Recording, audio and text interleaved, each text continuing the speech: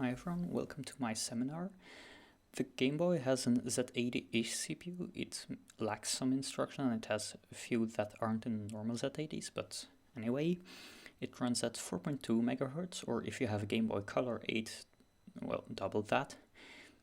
It has 8 or with a CGB 32K RAM and 8 or 16K of VRAM. It has a background which can move, a window which can't, which is not really useful, except for some specialized stuff, and it also has 40 sprites of which you can use 10 per line.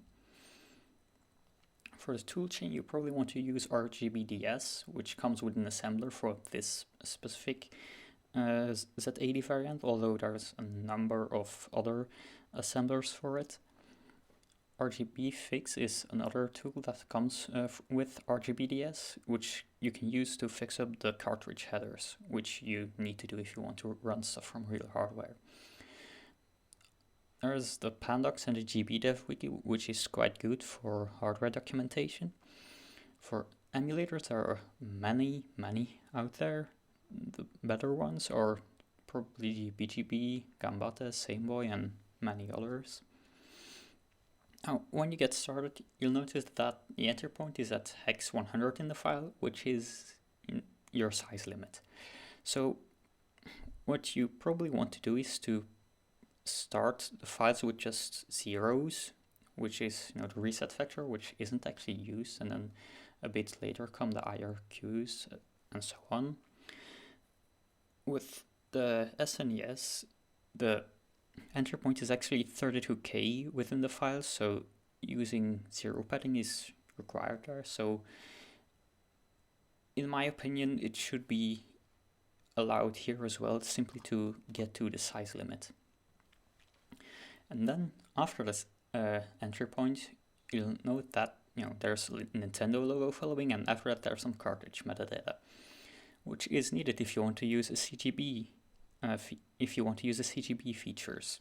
So depending on how much of the cartridge metadata you need, you can drop some of the IRQs or use the IRQs, but then don't use the CGB features.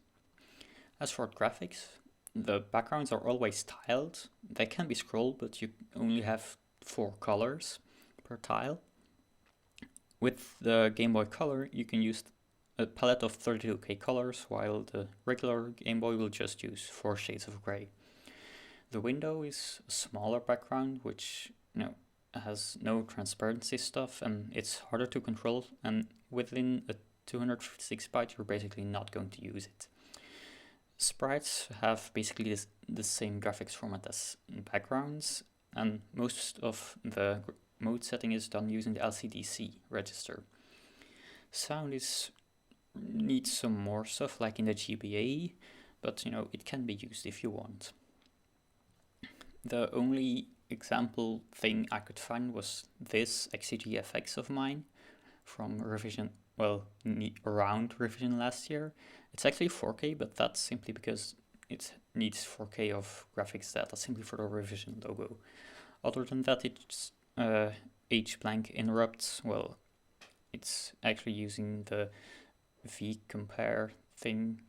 There's not a real H-blank, but anyway, it uses a simple interrupt to control the background color, and it doesn't really do anything else. That's about it. Thanks for attending.